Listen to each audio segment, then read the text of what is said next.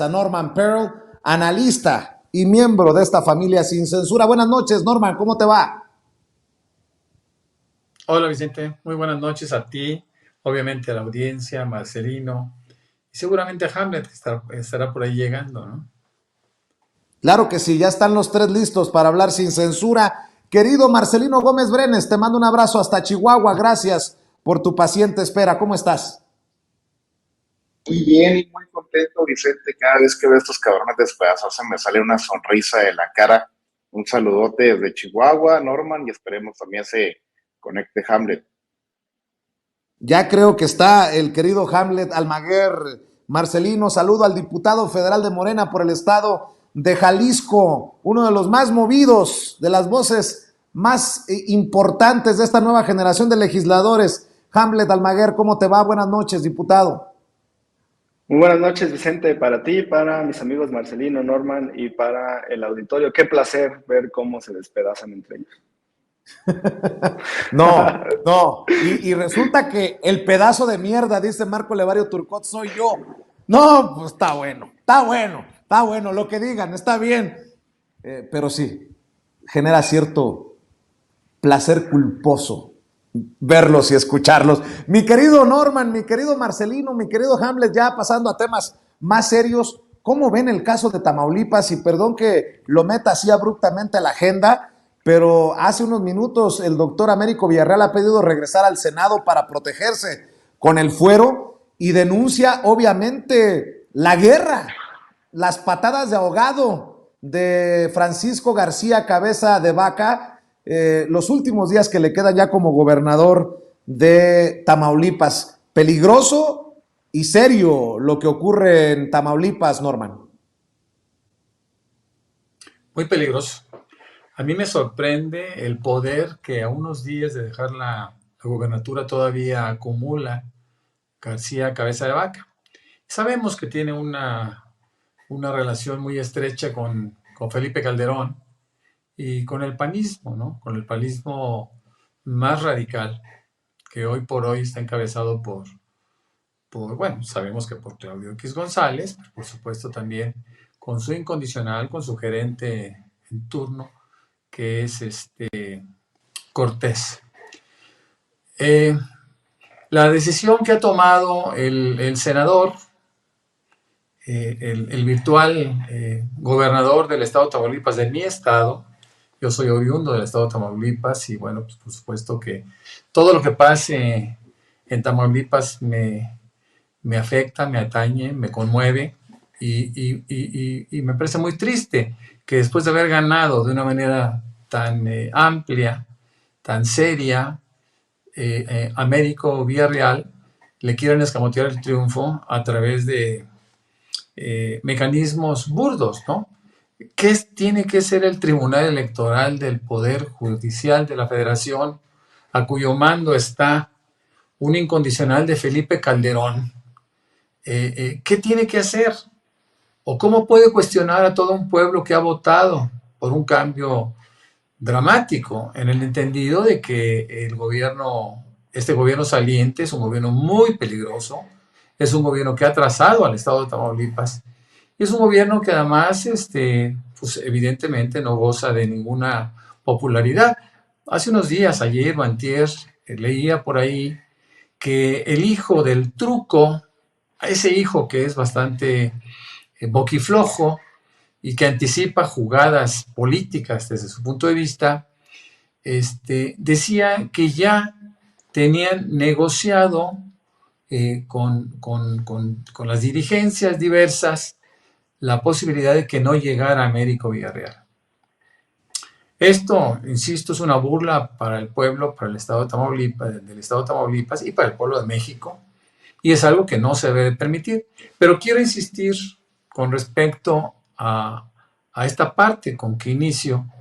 Yo no sé de dónde saca tanto poder.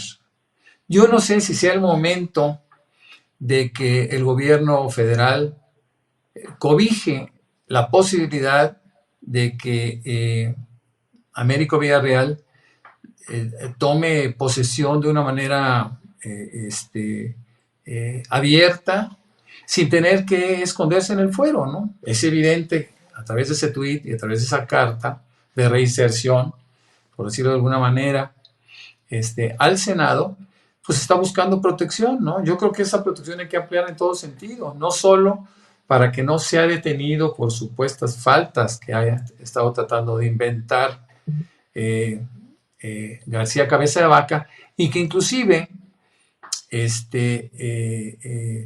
pues ha sido orquestado a través de todos los medios de comunicación con ese teórico cable que hubiese emitido Ken Salazar como embajador, notificando de los nexos de Américo con el crimen organizado, ¿no? Entonces, todas estas cosas, toda esa estructura de ataque ya se desmontó, ya se supo que era falso, ya se supo que el periodista, entre comillas, que lo emitió, ¿no? Un texto servidor grotesco, un texto servidor siempre al servicio del poder en turno, bueno, pues seguran usando, por supuesto, un par de senadoras por ahí que no tenían idea de lo que estaban haciendo. Pues bueno, el chiste es que eso ha sido desmontado. Está muy claro que Américo Villarreal no tiene ningún nexo con el narcotráfico, que la Embajada de los Estados Unidos no emitió ningún documento, ni ninguna opinión tampoco. Entonces, creo que es el momento, quiero insistir, de que haya una protección abierta al ganador de las elecciones en mi estado, ¿no? En el estado de Tamaulipas, Vicente.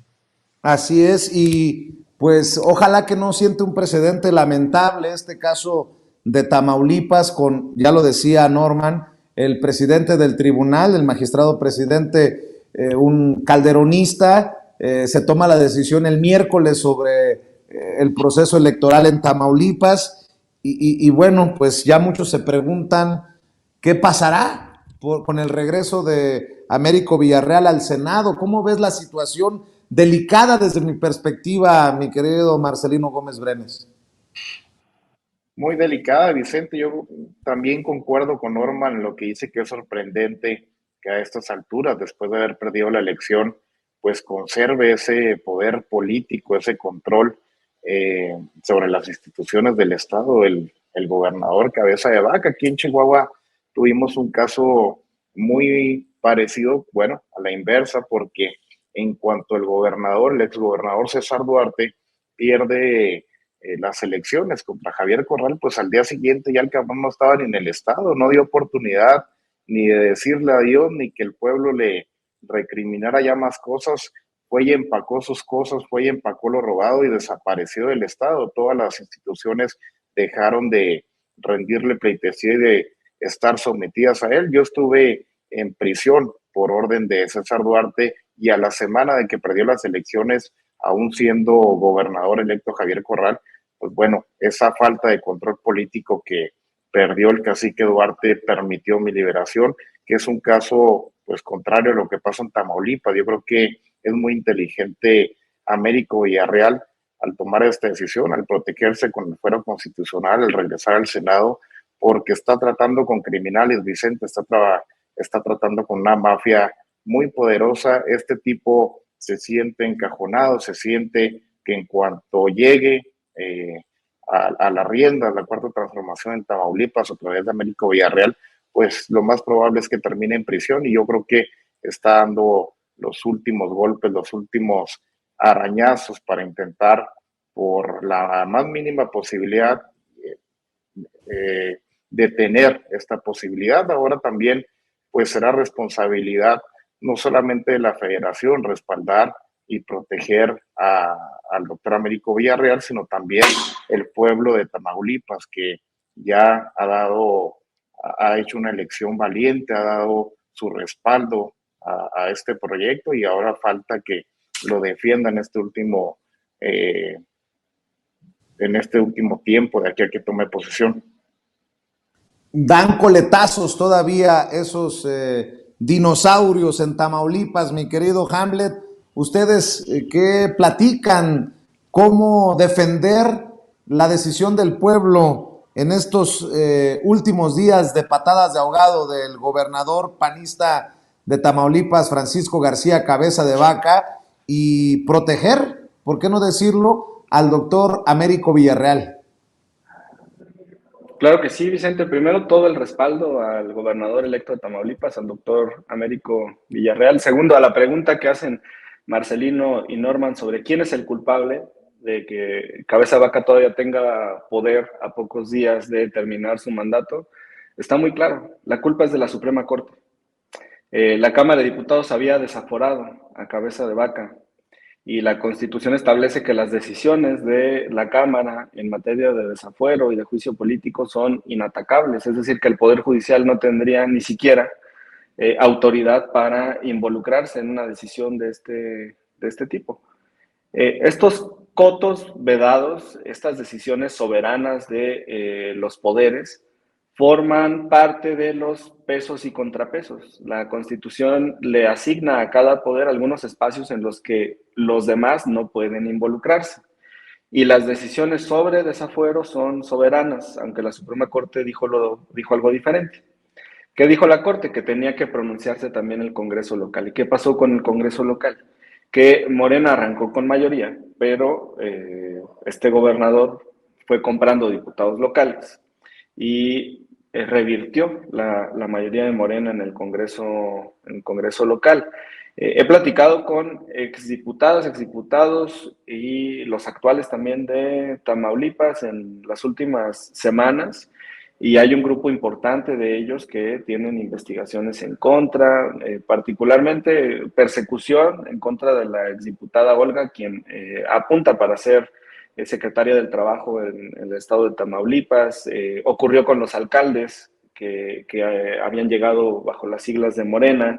El gobernador utilizó la Auditoría Superior del Estado y la Fiscalía Local para perseguirlos. Entonces, este fortalecimiento, que no se ha visto en otros gobiernos, es culpa de la Suprema Corte de Justicia de la Nación. Y ese precedente es muy riesgoso porque ahora le da a todos los gobernadores impunidad hasta el último día de su mandato, siempre y cuando tengan la mayoría en el Congreso local.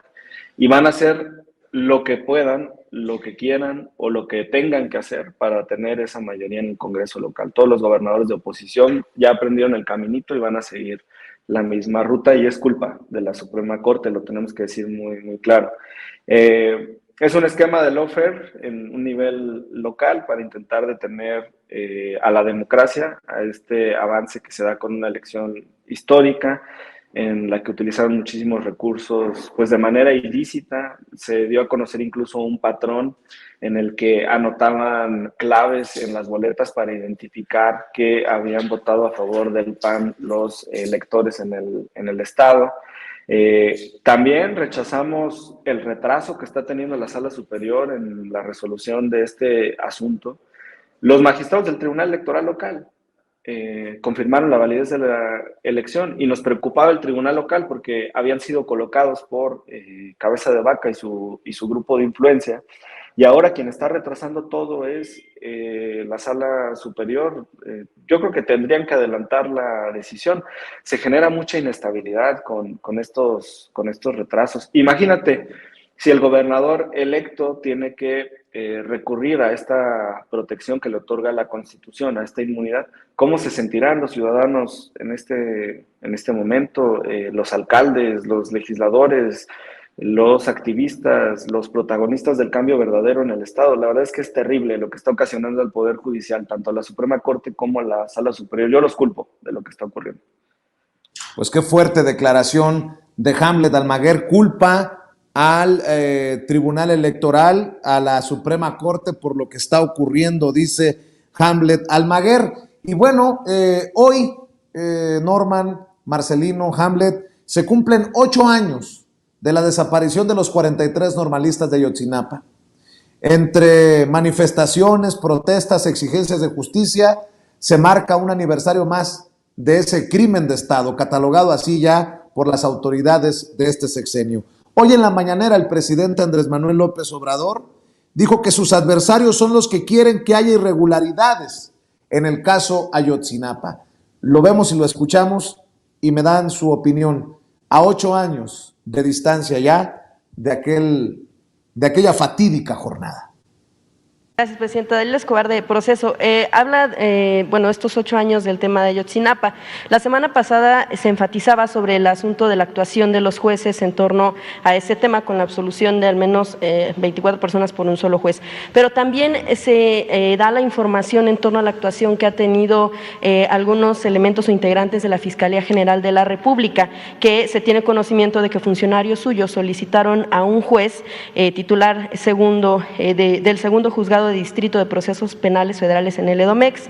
Le solicitaron a él la cancelación de 21 órdenes de aprehensión, de las cuales 16 son de integrantes de la Sedena, pero también están otros exfuncionarios, como es el caso del exfiscal de Guerrero, Iñaki Blanco. Preguntarle si usted, han tenido información sobre esto. Sabemos que el subsecretario Encinas está en este asunto, pero si también en todo caso se solicitaría la investigación a estos funcionarios, a estos integrantes de la Fiscalía, para saber qué está sucediendo, porque principalmente, sobre todo, la duda en torno a que se esté beneficiando o se esté evitando procesar de alguna manera a militares o integrantes de la Sedena. Bueno, yo creo que eso es lo que buscan nuestros adversarios, que son responsables de esta tragedia, ya sea porque participaron de manera directa, encubrieron o guardaron silencio, cómplice, esto sobre todo en el caso de los medios. Nosotros estamos actuando a partir de la investigación que llevó a cabo la Comisión Especial. Y para ser muy precisos, la comisión, a través de su coordinador, Alejandro Encinas, me presentó un informe con anexos. Ya aquí lo hemos dicho varias veces. Y a partir de ese informe se decidió solicitar a la Fiscalía que se actuara, que ya no se perdiera más tiempo y que si en el proceso se presentaban pruebas y resultaban responsables otras personas, pues que se procediera, pero que ya se actuara, porque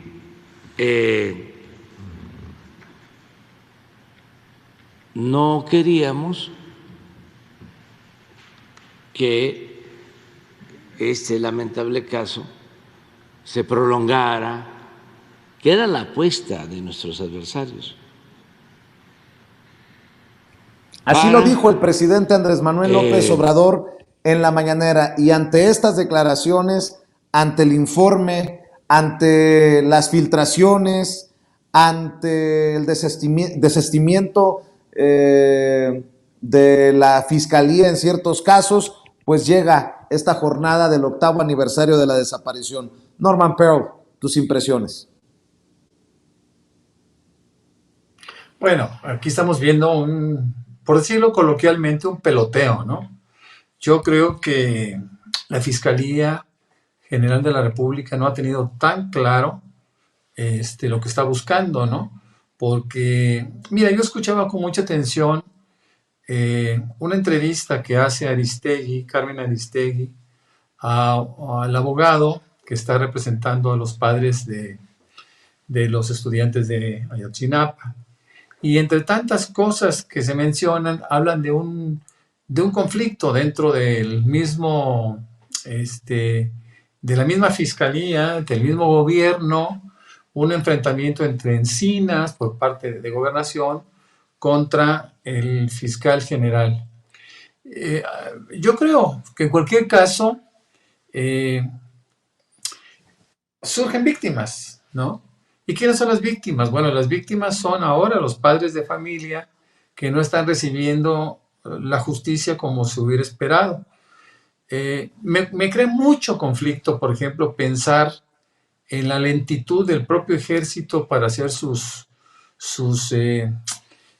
investigaciones, ¿no? Porque ellos tienen un poder muy particular para poder llegar al fondo, tienen archivos, tienen información, y yo creo que la justicia militar debería de haber hecho algo. Yo no sé en qué medida se contraponga, seguramente Hamlet podrá orientarnos, instruirnos al respecto, pero yo creo que la justicia militar debió de haber hecho un trabajo, ¿no?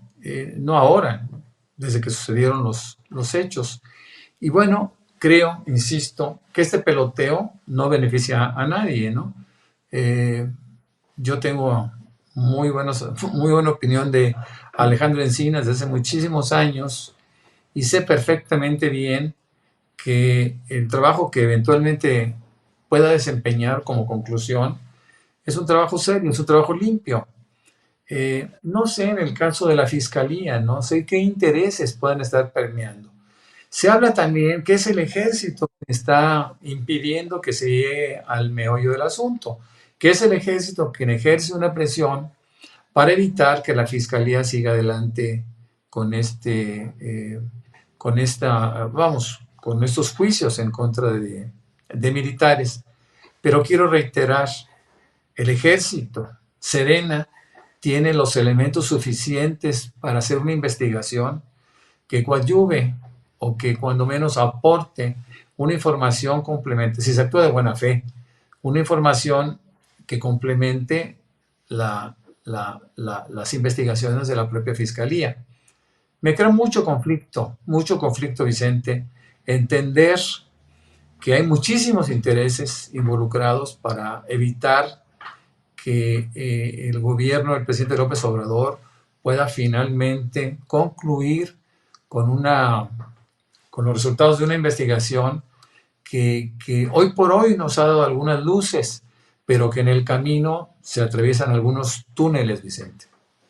Así es. Marcelino Gómez Brenes, llega el 8º aniversario a solo días de las filtraciones que publica Penilei Ramírez y que me imagino que enturbian una situación ya de por sí complicada sobre el caso Ayotzinapa. En general, una manifestación, protesta pacífica, es lo que entiendo de las autoridades de la Ciudad de México el día de hoy, con obviamente sus excepciones, sus conatos, sus casos, pero dame tus opiniones, tus comentarios, Marcelino.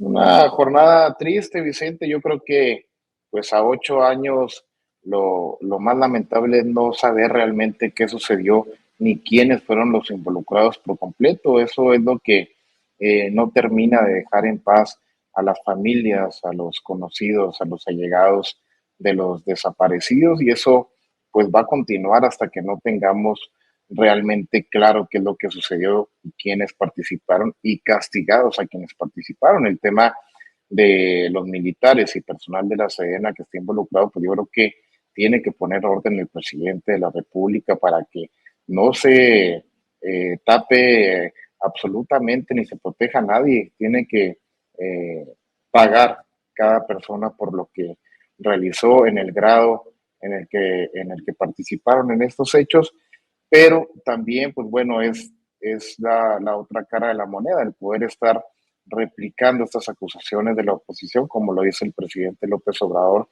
pues es la versión que ellos quieren escuchar, es la, la historia que les gustaría que esto se quedara como estaba planeado, con esa verdad histórica falsa de Murillo Karam.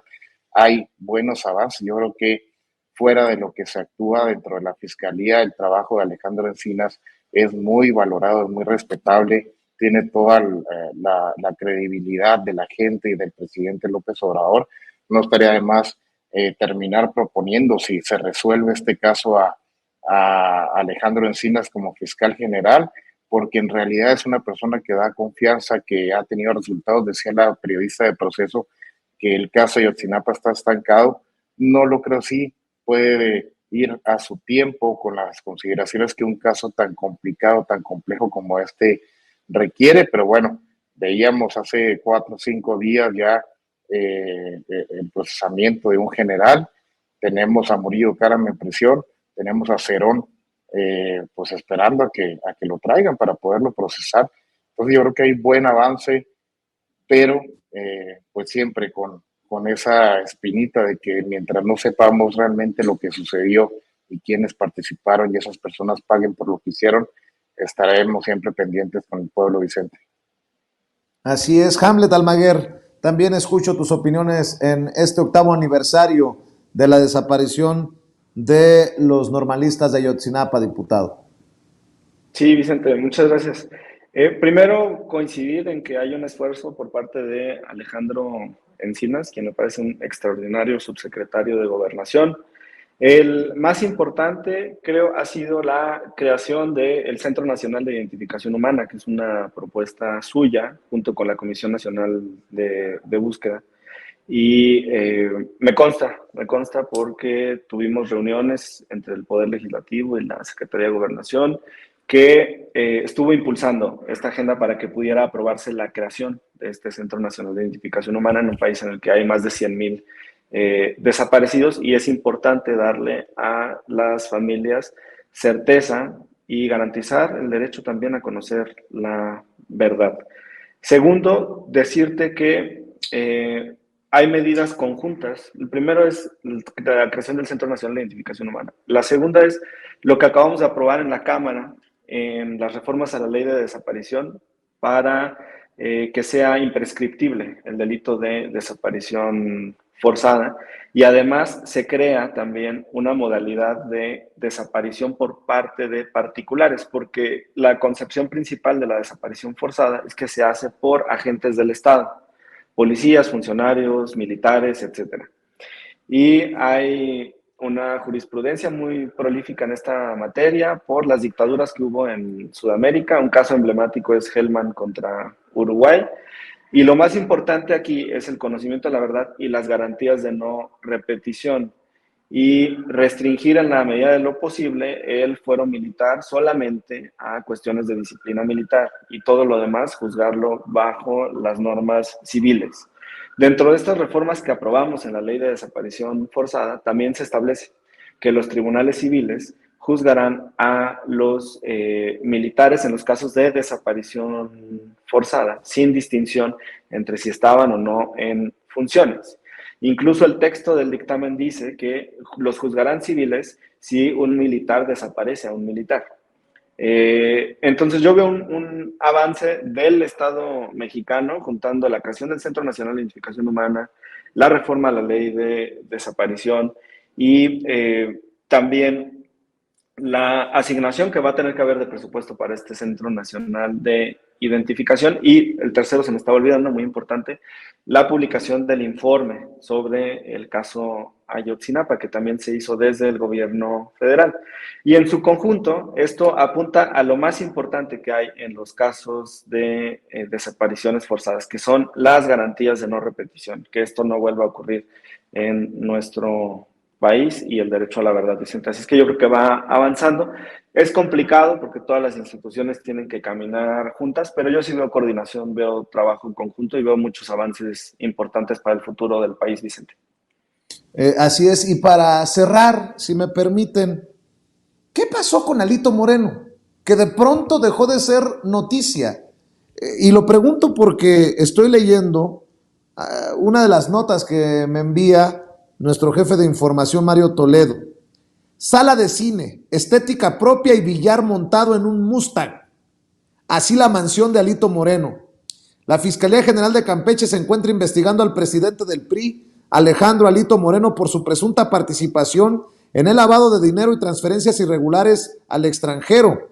La investigación de la dependencia señaló que utilizó, aparte de su familia y otros prestanombres, para construir su mansión en Lomas del Castillo.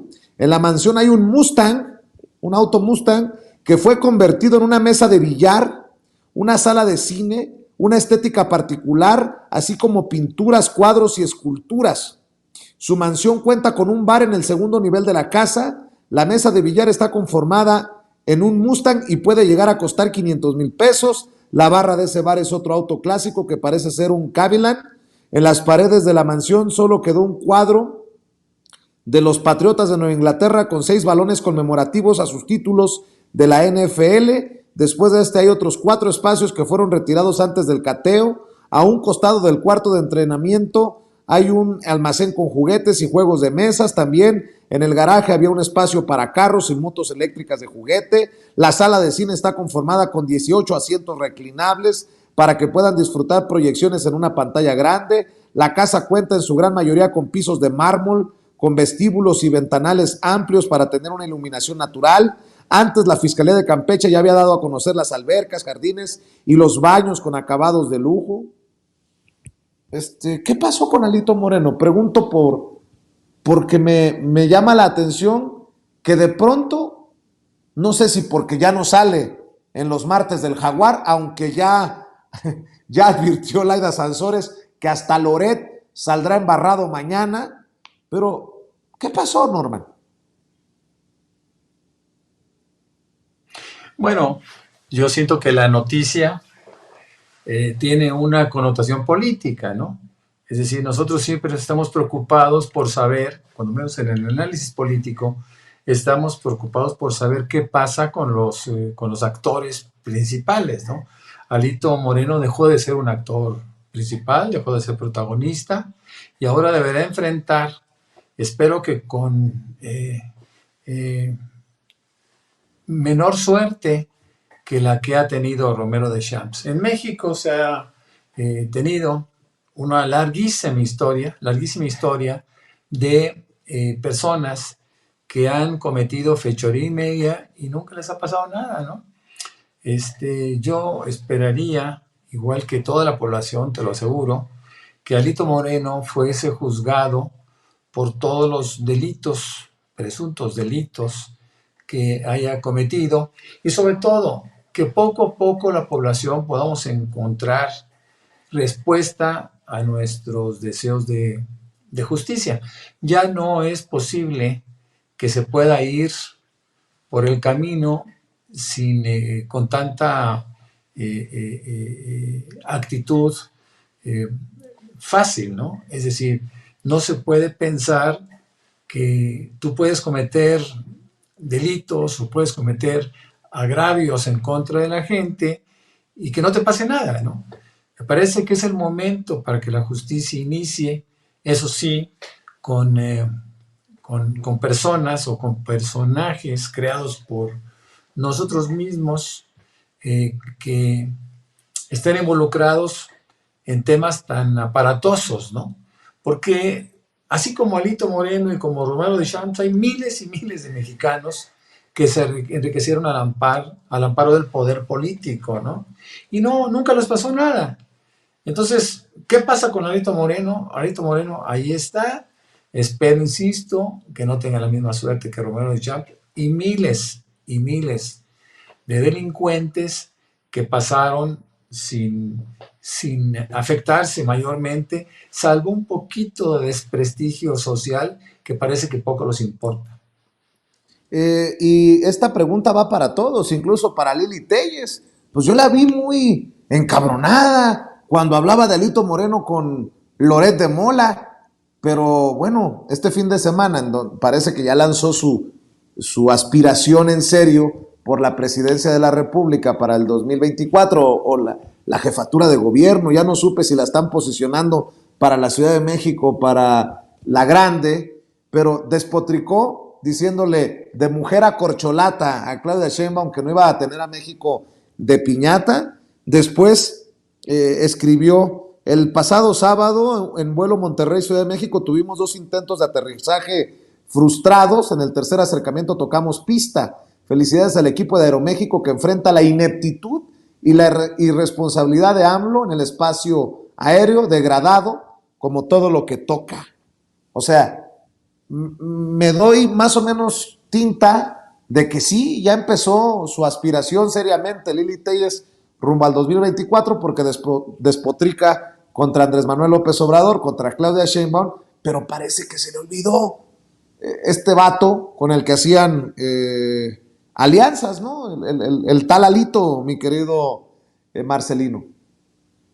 Es lo malo, Vicente, que la Cuarta Transformación dobló a Lito Moreno. Laida se lo comió prácticamente y ahora tenemos que estar lidiando con estos personajes que se creyeron que pueden hacer política y que están respaldados por el pueblo. Ahora vamos a tener que lidiar con estas falsas aspiraciones de Lili Telles cuando era más sencillo, lo dijimos aquí muchas veces, Vicente, hay que darle más aire a Lito, que conduzca la oposición hasta el 2024, ya pasando la elección, que todo el peso de la ley caiga sobre él, pero pues sigue siendo vergonzoso la manera en la que viven estos tipejos a costa del saqueo a las arcas, del saqueo del patrimonio de la gente. Como bien dice Norman, ¿cuántos cabrones del PRI y del PAN no habrá que viven en estas condiciones, con este tipo de cosas ridículas, de excentricidades, de cuestiones que en realidad son una burla para el pueblo de México, que con tanto esfuerzo y con tanto trabajo generan riqueza para este país, para que ese tipo de bribones vivan de esta manera, pues con conductas que tendrá que pagar muy pronto, Vicente. Yo creo que así como Alito Morenos, habrá más de una decena de personajes que terminarán en prisión antes del 2024 y ya nos quedaremos lidiando con payasos y comediantes como Lili Telles, Vicente. Oye, Hamlet, pues increíble, pero los periodistas que no tocaban ni con el pétalo de una rosa a Alito Moreno despotrican contra Alito Moreno. Los que pactaron e hicieron alianza con Alito Moreno ahora acusan al gobierno del presidente Andrés Manuel López Obrador de haber doblado a Alito Moreno y pactar impunidad. El mundo al revés, pero bueno, pues también dinos, diputado, ¿continúa o no continúa el proceso de desafuero contra Alito Moreno? ¿Qué pasó? Sí, está publicada en la Gaceta Oficial, la Gaceta Parlamentaria de la Cámara, una convocatoria a sesión de la Comisión Jurisdiccional de la Junta Directiva y la instalación de la sección instructora finalmente. Y el proceso legal, es muy importante mencionarlo, pues lo desarrolla la Fiscalía General del Estado de Campeche. Quien va a juzgar a Alito Moreno es quien lo va a procesar es la Fiscalía General del Estado de Campeche, y quien lo va a juzgar son los jueces y magistrados del Tribunal Superior del Estado de Campeche. Son instancias de carácter local. El fuero le alcanza mientras no se le retire la inmunidad en la Cámara y hasta el último día de su gestión como legislador, pero no es una protección vitalicia, digamos, para tranquilidad de la audiencia. Yo lamentablemente no estoy en la sección instructora, me hubiera gustado, pero solamente hay 2 espacios para Morena. Yo confío ampliamente en el trabajo que van a hacer mis compañeros y esperar qué hacen los demás integrantes, porque son 4 espacios, 2 los tiene Morena, 1 el PRI y 1 el PAN, Vicente, pero veo que lo jurídico sigue caminando. Para cerrar, diputado, voy de regreso, empiezo contigo en la última ronda. El PRI se está desmoronando. Yo decía que Sonora, si ganaba Alfonso Durazo, sería tal vez el principio del fin para el PRI. Y parece que mis palabras no están muy perdidas, que digamos, de la realidad. Hoy anunció Alfonso Durazo, el gobernador de Sonora, ya me dirás tú qué tan importante es esto que ocurre en Sonora, que puede irse dando en otros estados. Alfonso Durazo, el gobernador de Sonora, informó que fortalecen el diálogo con el Poder Legislativo, siempre con la intención de buscar el bienestar de nuestra gente. En el camino de transformación del Estado, agradezco a las diputadas Eli Salart y Karina Zárate por su compromiso de gobernar para la ciudadanía. En realidad, lo que está anunciando Alfonso Durazo es que estas 2 diputadas del Congreso de Sonora se han brincado a Morena y el PRI se ha quedado sin bancada. Esto es insólito. En las tierras de Manlio Fabio Beltrones Rivera, el PRI se queda sin bancada en el Congreso local. ¿Voy bien o me regreso, Hamlet Almaguer? Pues es una gran noticia para el pueblo de Sonora. Ayer estuvimos en la toma de protesta de Mara Lezama en el estado de Quintana Roo y el PRI ahí sobrevivió de milagro porque en la elección para gobernador sacó menos del 3% de la votación. Hubiera perdido el registro, pero en la elección de diputados sacó un poco más, creo que como el 4% y con eso alcanzaron a conservar el registro. Pero en efecto, el PRI ya está perdiendo esa calidad de partido nacional. Es un partido más rural que urbano y con ciertos cotos y espacios como Coahuila o el Estado de México, pero las encuestas dicen que las cosas van a cambiar muy, muy pronto. Yo veo en Coahuila muy fuerte a Ricardo Mejía Verdeja y en el Estado de México a la profesora Delfina. Morena va a llevarse ambas gubernaturas y será una gran noticia. Y mientras tanto, qué bueno que el gobernador Durazo haya realizado esa operación para fortalecer la bancada de Morena en el Congreso local. Es importante tener mayorías en los congresos locales. Votan presupuestos, votan reformas importantes, votan también las reformas constitucionales federales cuando bajan a las legislaturas. Y en efecto, Vicente, pues estamos viendo el fin del PRI en muchas entidades. Así es. Por cierto, Hamlet, ¿cuáles son tus redes sociales para que te busque la gente de Sin Censura, por favor, diputado? Muchas gracias, Vicente. Estamos en Twitter como Hamlet-Almaguer y en todas las demás redes nos encuentran así, Hamlet Almaguer. Que tengan muy buena noche. Un saludo a Marcelino y a Norman. Pero pues sí me voy con la molestia, con la incertidumbre, con el pesar de lo que está ocurriendo en Tamaulipas. Es una irresponsabilidad que desde una oficina en la Ciudad de México con plena comodidad se tomen decisiones, incluyendo omisiones, como la que está teniendo la Sala Superior, que tienen repercusión sobre la vida de millones de personas a cientos de kilómetros de la Ciudad de México. Yo creo que la Sala Superior tiene que resolver la elección de Tamaulipas, no el miércoles, sino mañana mismo. Este es un asunto muy importante para darle certidumbre a la población de ese estado. Buenas noches. Estoy de acuerdo contigo, Hamlet. Buenas noches, el diputado Hamlet Almaguer, hablando con nosotros sin censura. Querido Marcelino Gómez Brenes, Elia Salart y Karina Zárate dejan sin diputados al PRI. En Sonora brincan a Morena. Eran las últimas diputadas locales del PRI y anunciaron su incorporación a Morena. Y con esto desaparece la bancada legislativa del Partido Revolucionario Institucional y podría decir, por lo que Sonora ha significado para el PRI, por los priistas sonorenses en la historia, que esto es un golpe así, histórico para el tricolor. Qué bonito se escucha, Vicente, pues observar cómo desaparece el PRI, como dice el presidente López Obrador. Qué tiempos tan extraordinarios nos están tocando vivir. Ahora la preocupación es que todas esas rémoras no terminen en Morena y en el movimiento, Vicente, porque si no, ya de chapulines estamos llenos. Yo creo que habría que hacer una segmentación y primero mandarlos al PT ya cuando cumplan con algún tiempo y con alguna responsabilidad, y los integrando directamente al movimiento, porque es una muy buena noticia. Hay que estar sumando a todos los cuadros políticos que de corazón realmente se quieran sumar a la cuarta transformación. Hay que estar muy pendientes también de quién es cada uno y cada una de ellas, pero estamos ya en el preámbulo de la desaparición del PRI. Si le echamos muchas ganas y el pueblo termina de decidirse en el 2023 con la victoria en Coahuila y en el Estado de México, será el preámbulo para que en el 2024 por fin deje de tener registro el PRI, y cómo no, pues con dirigentes como Alito Moreno, que yo digo, hay que seguirle dando un poquito más de tiempo para que termine de destruir ese partido político, y con el PAN y con una alianza ficticia que no tiene ni proyecto, ni liderazgo, ni respaldo popular, pues es lo que va a estar sucediendo en muchos estados, Vicente. Estamos en todas las redes sociales como Marcelino Gómez Brenes. Te mando un abrazote, Norman, Hamlet, estamos a la orden.